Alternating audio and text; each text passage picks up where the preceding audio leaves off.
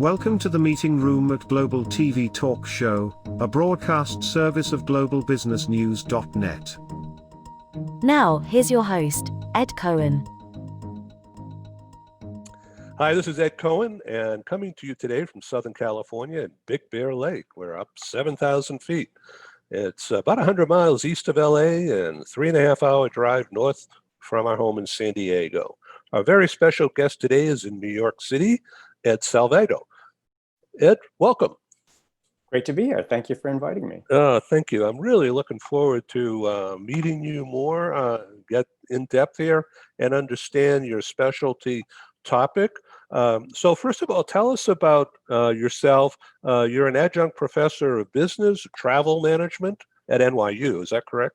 Yeah, pretty darn close. So I'm an adjunct instructor professor at NYU's Tisch Center of Hospitality and Tourism, and my specialization is marketing. And so I teach things like sales and marketing in tourism and hospitality to undergraduates, customer relationship management to graduates, tourism, product development, a lot of those kinds of things. So I'm familiar with the Tisch family. They're heavily involved in insurance, but also in Lowe's hotels. Correct. Yeah, yes. a long time ago. Big hospitality family. Yeah, well, that's cool. So what kind of people are in your classes? Are they college students or are they business people? Yeah, well, we have both an undergraduate and a graduate track. So I have both. And then we have people who specialize, students who end up specializing are getting their degree in hospitality, those who get the degree in tourism, those who get their degree in events, and there are even folks who get their degrees in sports marketing, because obviously there's a tourism and travel component to sports. For sure. Okay, so let's do a deep dive. A while ago, you wrote a book that's become a big hit, a big seller. Hold up the book cover, please, and tell us what's in it. This is the Handbook of LGBT Tourism and Hospitality, a guide for business practice. And I co-authored it with my friend and colleague, Jeff Guarcino, who is currently the CEO of Visit Philly, which is the destination marketing organization for the city of Philadelphia. So my background is basically the editor-in-chief editorial director of travel platforms, including both online and print publications, really specializing in the LGBTQ market, the lesbian, gay, bisexual, transgender, queer travel segment, which is a specialty segment, if you will. So a number of years ago, Jeff wrote the first book, and then we collaborated to write the extension or the second version, an update of his book, because the industry had really changed since he wrote his in early 2000s. But what it is a series of case studies of best practices, because what we had noticed was there were a lot of bad business practices out there in the LGBTQ space, a lot of kind of not valid assumptions or assumptions based on a lack of research or scientific methodology. So we kind of wanted to go out there and do proper primary research, collect primary research, analyze it, and also do case studies. So really it was based on what real people were really doing around the globe. And we covered, 6 continents. And we probably interviewed close to 60 people for this, and we published probably 25 of the case studies in the book. We also included exercises and activities for students. So as the book actually turns out to be very popular with students around the world, I'm constantly emailed with, by students in Peru and China and Africa, all over the world, really, who are interested in doing their dissertation on LGBTQ travel segment. So that was kind of a surprising development. I thought this would be more popular with people in marketing. So in the past year, that's not current, but going back a year or so, what's the general area, money range, or the value of business expenditure for this segment of the demographics? It's a good question, and it's a little bit of a fuzzy number because it's really just based on some assumptions and some proportions. But the best kind of research we have is that the global expenditure for LGBTQ travelers is around $212 billion. And this is by Out Now researchers, and they have a very, very good reputation. It's an American based in the Netherlands who does this kind of global surveys. And the last time any reputable research firm conducted that kind of analysis in the United States. It was about $65 billion of expenditure by LGBTQ travelers in their travel and hospitality purchase. Yeah, so this is cruises, hotels, party planning. It's everything. And, LGBTQ people have always traveled since, I always joke, like since the first queer cave person said, oh, no one's like me in this cave. Maybe if I go over that hill, there'll be someone like me. So it's sort of in the DNA of LGBTQ people. And there's a lot of interesting statistics we can go into about the frequency of travel, all this kind of stuff. But, when you kind of start thinking in the marketing headspace, because there's people in your marketing, people who are listening to you who are in marketing, obviously, and they're interested in this segment potentially, there's some barriers to overcome, which we can get to. But one of the most important characteristics of this segment is the dual income, no kids. So you talk about LGBTQ, lesbian, gay, bisexual, transgender, queer. But when you're thinking about marketing, you think about getting heads in beds or butts in seats. You're thinking about particular segments. So one segment that's really interesting is gay men, dual income. So two men together, they typically make more money than women. They typically don't have children. So there's two big incomes. And no kids, so there's disposable time, the disposable money. That kind of is it boils down to that. Similarly with lesbians, though, they're more likely to have children, whether from a previous heterosexual union or themselves. So they're also desirable. They just tend to be a little harder to find and market to. But anyway, for a bunch of reasons, gay men typically tend to be the target for most marketers in the leisure space. And now a word from our co-sponsors. Our programs wouldn't happen without the wonderful support of our advertisers. Here they are.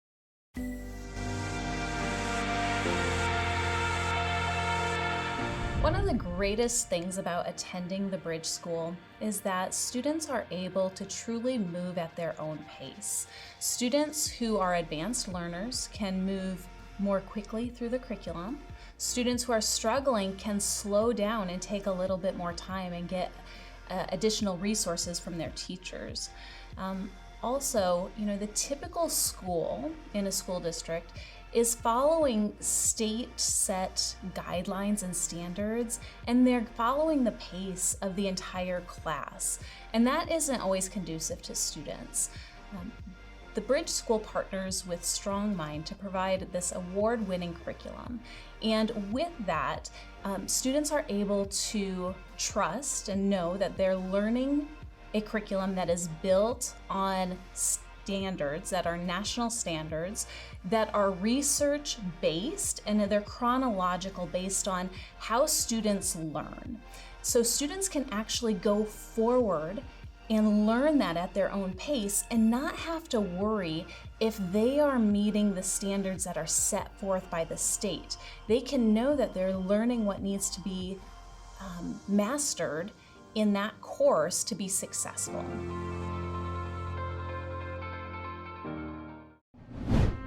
This episode of Global TV Talk Show is brought to you by The Bridge School, the accredited international online private school of choice at bridgek12.org. Porch Light Rental and Destination Services. Reduce renter lump sum or managed relocation costs. Find them at porchlightrental.com. CubeMonk, featuring the world's first smart cube. Welcome to the future of moving and relocation at cubemonk.com. Primestone Partners, featuring corporate, government, and developer housing solutions. Find them at primestonepartners.com. And by Heirs. With our full range of services, we can help design and manage your international relocation.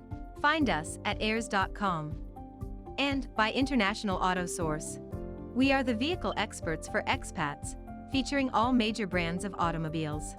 On the web at intlauto.com. As an expat moving to the USA, relocating is exciting, but it can also be stressful. Getting a car, truck, or SUV for personal transportation is usually a high priority. That's where International Auto Source comes in. We make getting the vehicle you want for your work assignment or academic program easy, so you're ready to drive when you arrive. Our product specialists have helped over 50,000 expatriates with their personal transportation needs, making us the largest international auto retailer in the world.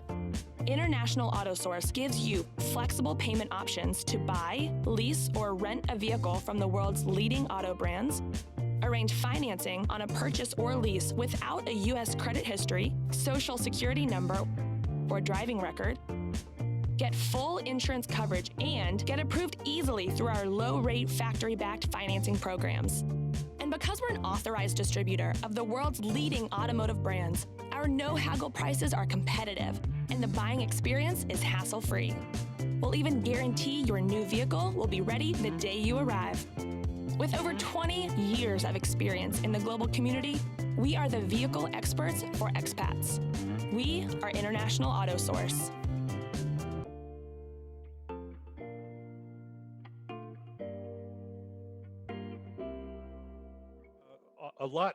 Currently, a lot of our, I say 90% of our network, our audience over the years has been the business community, business travel, mobile talent, relocation of talent, as well as business travel, which is huge. It's a huge market, and everyone's chomping at the bit to get it going again, of course.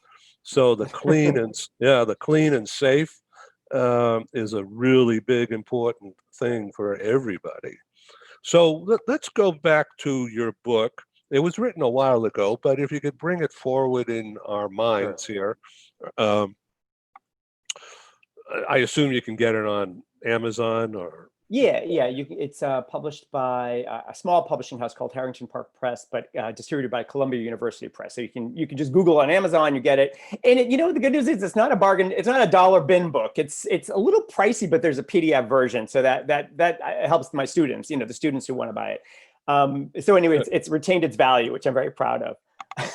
That's good. Amazon.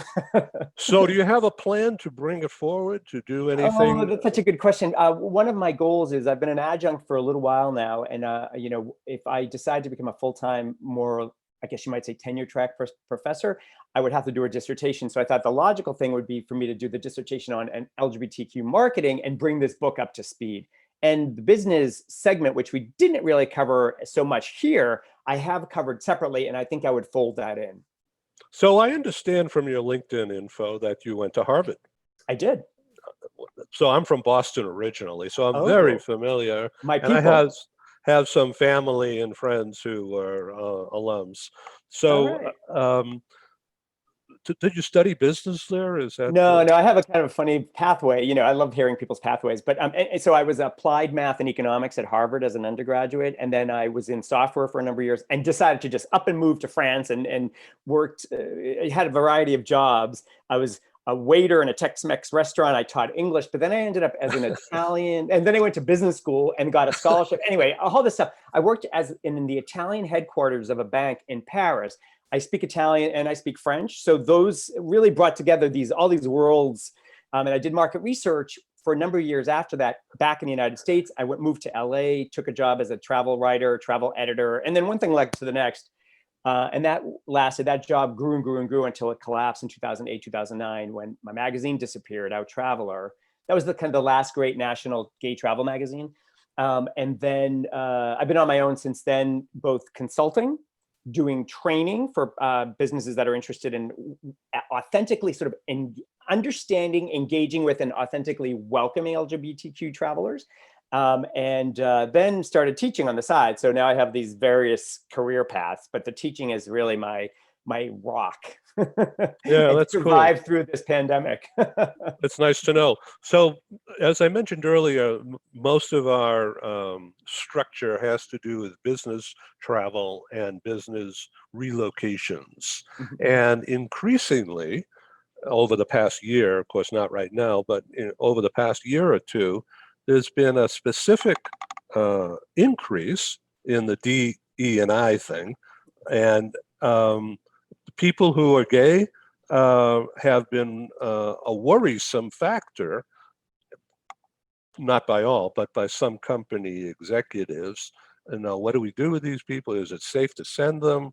What about the laws of the different countries, compliances, all this stuff? Right. So it's become a major market segment of interest to make sure that companies are known for broadening their culture and acceptance of inclusion of all kinds of people, people with disabilities as well as other demographic Sure. segments.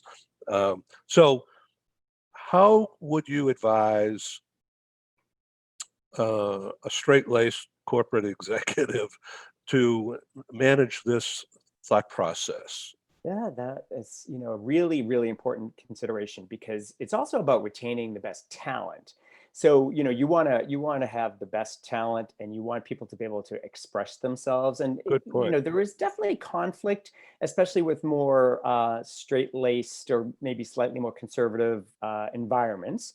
Though, obviously that's really kind of changing, but the companies want to make sure their employees are their 100% themselves, bring their full persona to their job, because study after study has shown that those people are the most productive, and the gains for the employer are significant when all their team are just able to be themselves, feel Right. comfortable being themselves.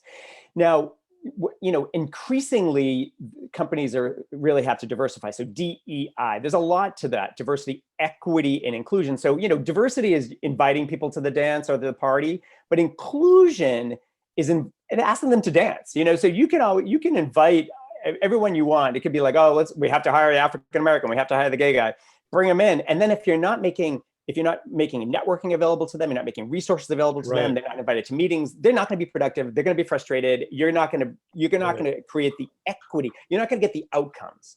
Right. So the idea, there's something that you said right before we started, which was, companies have to deal with LGBTQ people. And I think, when that's the mindset of a business, that they have to, quote, deal with some segment of they want to take a step even further back and think about what does that mean to deal with someone. That feels a little bit of like, oh, this is a problem, when instead diversity really it's been proven that diverse companies perform better. And in the stock market, they perform better in all sorts of measurements of business. That you want to lean into it. You want to say, we really warmly want to embrace this community. So what does that mean? What does that require? Understanding. So again, there's a lot of steps back that we have to take before we can start talking about, okay, well, let's hire these gays and send them to Kazakhstan, right? Because our oil company has a headquarters there. Well, guess what? That person, first of all, may feel, when you're in business, you don't decide where you're going, your company does, right? And if you want to advance up that ladder, you have to say yes. You always say yes. So does he disclose that he's gay? Does he disclose he has a partner, that he has a husband? And guess what? He and his husband, when they get off that plane in someplace like Dubai or Kazakhstan, perhaps, their legal status dissolves in the eyes of the local government. Maybe they have a kid who's adopted.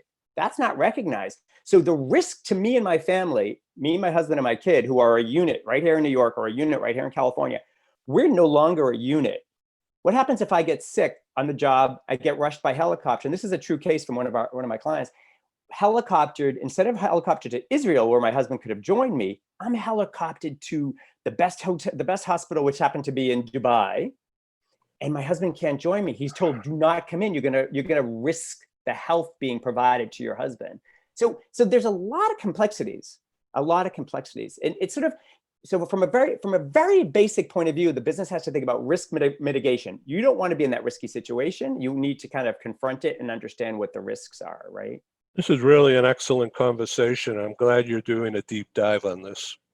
It's super, super interesting. Think about the pressures on someone. Just forget their sexual orientation or their gender identity. You want to succeed. You want your boss could be a jerk. Your boss could be awesome. But no matter what, there's all those things that everyone goes through. And then you're a woman, or you're queer, or you're a person of color. So there's these diverse aspects of our personalities in our being that are awesome, and that are bringing so much perspective to a meeting, or to a company's perspective, or to a company's outlook. If you have a bunch of straight white guys creating algorithms in Silicon Valley, and then you go to Google, which is all driven by algorithms written by these straight white guys, and you type the word beautiful woman, guess what you're going to find? White woman, white woman, white woman, white woman. If you Google travel ads, guess what you're going to get? Happy straight white couples, 50 of them, and then maybe a person of color and his girlfriend, right? So So all the algorithm, because of this lack of perspective, all the infrastructure that we use for search, for travel through our world is all inflicted upon us by a homogenous group of people that are super smart. I'm not saying they're not talented, but they don't have a different person. They don't have like a person of color or a queer person in there saying, wait, hold on here. You know what I mean? Beauty is also Black. Beauty is also a heavy woman, a fat woman, say. So there's a lot to peel back. So when I keep going back to what you said about these companies dealing with, it's really the opposite. Like LGBTQ people and women, for instance, you ever heard the expression Ginger Rogers, she has to do everything Fred Astaire does, just backwards and in heels. Right. Queer people are doing everything everyone else is doing, except subjugated by the pressure of the straight patriarchy. And I sound like a rabble rouser here, but it's legit true. And when you go to those companies and just say to them, just think about it a little bit. You want your employees to shine. You want them to come every day with their authentic self, and you want them to produce beautiful, amazing, over and above kind of accomplishments that will help raise everyone's bottom line, and we'll all get a big bonus at the end of the year, right? To do that, you have to support them. The weird good news is, for instance, LGBTQ people, it's been shown in surveys, they respond to very small acts of inclusivity. So I draw from that the conclusion, or the hypothesis is, you probably don't have to do that much. You have to do a little bit of education. Maybe you should hire an outside expert. Don't depend on, Anthony, our gay receptionist, will tell us everything. You really want to get sort of like an outside perspective. I think that's really critical for companies. And don't think about it as dealing with this yucky thing. You have to think about leaning into it. And one thing we teach in hospitality is, if you don't empower your employees to engage with your queer clientele, what if it's two women who are heavy set or present in a masculine way with short hair, and your receptionist, your front desk people have never seen anything like this? What do? They retreat, right? In hospitality, we never want people to retreat. We want them to lean in, engage, increase satisfaction, get them to come back and spend more money.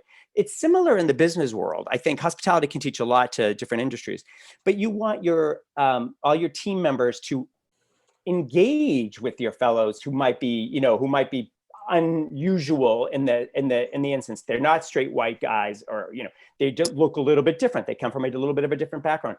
It takes a lot of work. It really takes a lot of work, DE and I, to do it really, really well. But the companies that do that work have shown that they're very successful, and they keep doing it, and they keep investing in it. You don't hear many companies that start investing in it, really truly doing the work, and then abandon it because it doesn't work out. It really does matter. Once they start, for instance, once boards start having over a certain percentage of women in them, it's been shown companies do much better in terms of the stock market value, the ROI, and all different kinds of measurements in business. Well, thanks for that wonderful analysis and logical explanation of a group of people that are highly productive and who have money to spend. Exactly right. So how do you teach this kind of a thing in your classes? I would assume it's like this. It's more of a dialogue. Yeah, I don't consider myself the sage on the stage. I feel like that's a little bit old fashioned. I don't come and tell people. I facilitate conversation among co-learners, and that's really the environment I try to create. Although, I've learned over the time, pretty short amount of time, that the students really like the teacher to just really teach, so I spend a little time with lecturing the concepts. Here's a concept, but it's constant engagement. And I have what it's called high flex hybrid class. I have people in front of me physically. I teach in person at NYU, and I have students on a screen. And so we're all engaging, and I try to model the behavior of hospitality with these students and say, we're all part of a team, including our virtual teammates, and we have to make them feel every bit as included as us here in class. Right. Yes. And I said to them, my first day of class, I would say, guess how much you're spending per minute of my time here? And I said, do you think I owe you something? And do you think your customer satisfaction is important to me? And the answer is yes. So I probably say things that professors never say to them, which is, I'm here working for you. You're my client, but they're your clients, and you're all a team. So I do a lot of teamwork. I don't have tests or exams, for instance, because I say, how many times has your employer hand you answer these 10 questions, no phone, go in that room over there, and no internet. Like, that doesn't happen anymore. So we're all about group work and some individual projects, so I can assess them and provide grades, obviously. Heavy collaboration. Totally. Yeah. Okay. So how do you grade? I have assessments, and we have, it's participation is, and this is defined. Participation means these things, 10%. I have an individual project. That's always important because that helps me. And then I do the group. So they say 3 people in a group. I do then peer evaluations, so we can talk about how much people felt like the others participated fairly. And then, we have a discussion about that. And I set out this assessment grading scheme the first day, and then we discuss it, and they can change things around. You could say, well, 100% could be participation, but you still have to do the rest of the work. So it usually balances out to what I started with. But I just love it. And what I try to do is bring the real world in as much as possible. We talk about pandemic a lot. I have experts who come in on Zoom for 15 minutes, just 15 minutes, to explain a concept or tell them what the real world's all about. I have Edwin come in and say, this is how I do a podcast. This is what you have to think about when you're doing a marketing to a podcast audience, for instance. You could easily do that. And so they love it. They love the real world stuff. I try to get them a little younger, they're closer to their age so they can relate. And then they're required to answer questions, to ask questions, and to make it kind of smart. So anyway, we have a lot of participation in class, and it's really all about getting them to, they're reading, and the information is being transferred into their heads at home, and we're making sense of the information in class. And I think the idea is to take the information in your hands and use it in class and say the words segmentation, because once they do, you realize, oh, they really completely misinterpreted that. And it's interesting to get that kind of dialogue going on. And I create a no judgment space where we're a space of compassion. We're co-learners, and we're all on a journey. And I tell them I will learn as much every day when I come in here as you do. So we have about 5 minutes remaining. And, I bet that how I feel right now is that we could go on for an hour here, because Totally. I am thoroughly enjoying this, but I'm learning so much about the approach and the application of being human in a classroom situation, never mind in a business situation. And it's so logical, and you're a breath of fresh air, Ed. I thank you for being on the show. So, my pleasure.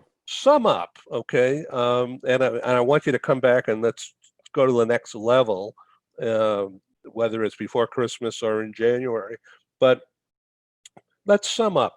Where would you like to see your demographic be in the business world a year from now? Oh, a year goes by so fast as unless you're in a pandemic, then it goes by slow. But so I would just love it if more and more businesses, especially kind of like, that kind of white shoe law firms and those kind of more traditionally straight white male, just kind of started embracing LGBTQ people and just leaning into it a little bit more. If we've learned anything about Black Lives Matters, and, it's just take a moment to listen, and then try to lean in and ask the right questions. We are all on a journey of discovery. And I know that there's this, I call it the yuck factor with queer people. Unless you have a gay person in your life, you're just going to think, oh, I don't want to know about what they do in the bedroom, that kind of thing. And it's okay, because we've been socialized with that. That's just the problem of society. But just listen, and that's probably goes for all of society nowadays. We're just got to listen to each other a little bit more. But just listen and try to understand and try to make it so that your employees are able to just come to you as their manager and be their authentic selves. Maybe it just means putting a picture of their husband on their desk. As simple as that. Oh, that's a nice picture. Or to ask the question, if you're obviously gay male employee doesn't answer the question, what did you do this weekend? They're not comfortable telling you that they have a partner. Oh, nothing, I just stayed in, that means they're not telling you the normal question. The normal answer for most people, heterosexual people, is, oh, my wife and I did this, or my husband and I did that. You want your queer employees to just feel every bit as comfortable as your as your heterosexual employee is answering that very basic question. So you can really start from some basics, and a little bit goes a long way. Thank you. People can reach you on LinkedIn under Ed Salvato, and your web is edsalvato.com, right? That's right. Great. Thanks for being our guest on It was my pleasure. Thank you for inviting me. It was a great conversation. Thank you, sir. Hope to see you again. Okay. Thank you for joining us in the meeting room at Global TV Talk Show. Have a wonderful day, and stay safe.